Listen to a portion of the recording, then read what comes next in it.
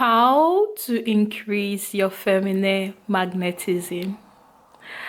What does it mean to increase your feminine magnetism as a feminine woman, right? This means that you are increasing your warmth, you're being authentic to who you are as a feminine woman, and you are also becoming more confident. So your warmth, your confidence, and your authenticity make you shine as a feminine woman. How can you increase this area of your life? But before we start this video, right, let me introduce myself. My name is Merit. I'm a dating and a femininity coach.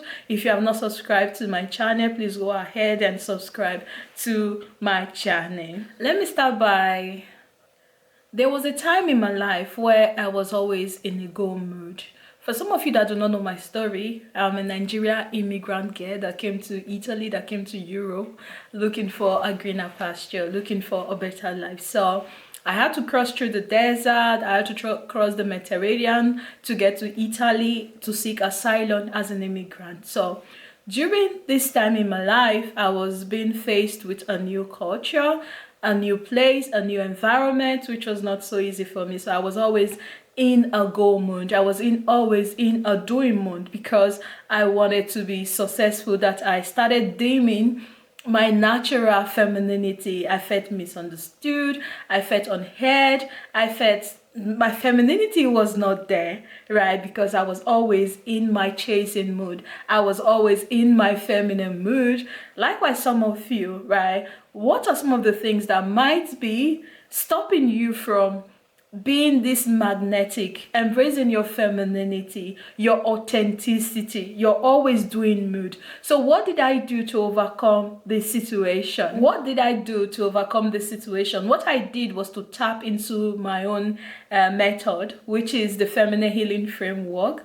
The feminine healing framework is, instead of you always doing and doing and doing, it is important for you to being instead of doing, always doing. So always doing is putting you always in your masculinity, while being is you embracing yourself, your sensuality. So I'm going to tell you some of the things that I did to embrace my feminine magnetism. The first thing I did, which you can also do, was to let go of my wounded femininity, right? Because when I came to Italy, I had a lot going on for me. I had to learn a new culture, I had to do a lot. And if I had to look back in some of this situation, I would have just let things flow naturally. Likewise for some of you, right? The first step at this moment, what has happened, acknowledged it, right?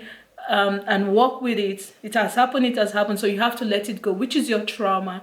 Your trauma is actually stopping you and holding you from embracing your feminine magnetism. So you need to be able to, I know for you might be difficult, right? If you need to work with a coach, you definitely should. If you need to go for a therapy, you need to let go, because for you to embrace your authenticity, being confident and being warmth as a feminine woman, or embracing your femininity, in being in your femininity, the first step is for you to heal, right? It's for you to change those limiting beliefs that is stopping you from reaching your goal, that is stopping you from becoming this a feminine woman, that is stopping herself because of her past, right? Because of what she has experienced in the past. So now is the time to stop those limiting beliefs. For some of you, it is creating an affirmation. For some of you, it is working with a coach. In whichever way you choose to start with what you think is better for you. If you want to work with a coach, if you want to go for therapy, if you want to start journaling, I want you to acknowledge something happened, you had a trauma, but you're willing to walk over it. So change the limiting belief and start building new habits. So healing does not happen overnight, right? You need to change the habit. You need to start building some new habits, right? So this is what you need to do. Even if you go to a therapy, there are some things that the therapist will tell you to start doing, right? Likewise, if you come to me as a coach, I will give you some new skills to start building, some of the skills that might not be there before. So this is what I want you to do to overcome the first step. It's for you to build a way for you to overcome this trauma. The second thing you need to do, which I did, was to embrace my sensuality, right? Because most of the time you are always in haste, you're always running, you're always in your doing, so learn to just relax. So what are our senses? Your senses are your mouth, your senses are your nose, your senses can be your eyes, or your senses can also be your ear.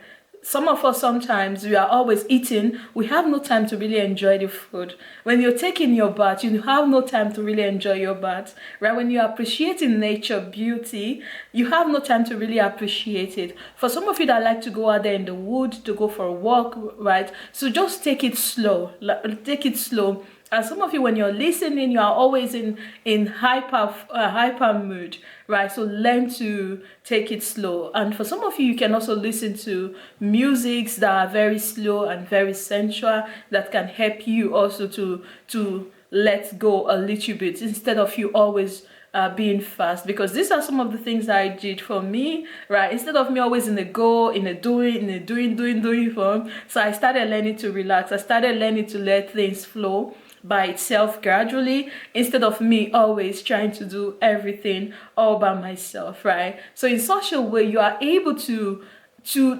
think, in such a way you are able to connect with your femininity, in such a way you are able to listen to your instinct, right, as a feminine woman. But when you're always doing and going and going and doing, there's a possibility that you might not be able to listen to yourself, because you do not even have time to think about what might hurt other people when it comes to expressing yourself or expressing your emotion as a feminine woman. The third thing that I did was to cultivate a presence, right? As we talked about sensuality, so sometimes people might be talking to you, you're always doing this, doing that, you're not giving people attention that they need. So even if not people, but also giving yourself the attention that you need, learn to be present, learn to be demure, learn to be mindful, take things easy, take life easy. This is what they say with soft life. Soft life is all about being present. Soft life is all about taking it slow. Soft life is all about you being softer on yourself, and also being softer on other people. I'm not talking about not setting boundary, because setting boundary is really important as a feminine woman. The fourth thing I did was to express my vulnerability, right? Because I used to be someone that was very protective of my vulnerability. I don't like sharing my story. I don't like talking about my story. And when you do not share your vulnerability, it becomes difficult for you to connect with other people. So I started sharing my vulnerability. I started sharing my story, and I'm even using my story, my vulnerability, to build my brand. Because my trip from Nigeria down to Italy as an immigrant really affected me and really made me to have a trauma. And I understand that a lot of women are also going through these challenges, right? And this is something that I'm helping women to do. So sharing your vulnerability help you create a connection with other people, right? So as a feminine woman, for you to be magnetic or connect with other people, you should be able to also share your story with other people, right? So these are some of the ways that you can embrace your femininity, because vulnerability is one of the feminine traits. And the last way, what I did was to receive, right?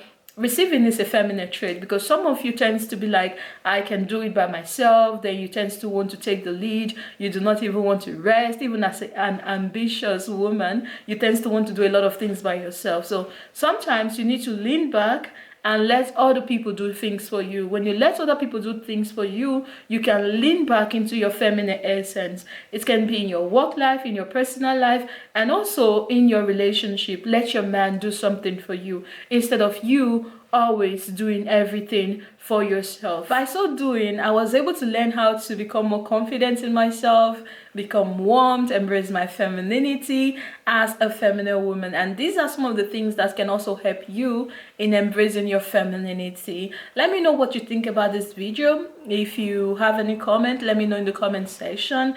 And thank you so much. Do not forget to subscribe to my YouTube channel, and I will see you in my other videos. Thank you, and bye bye.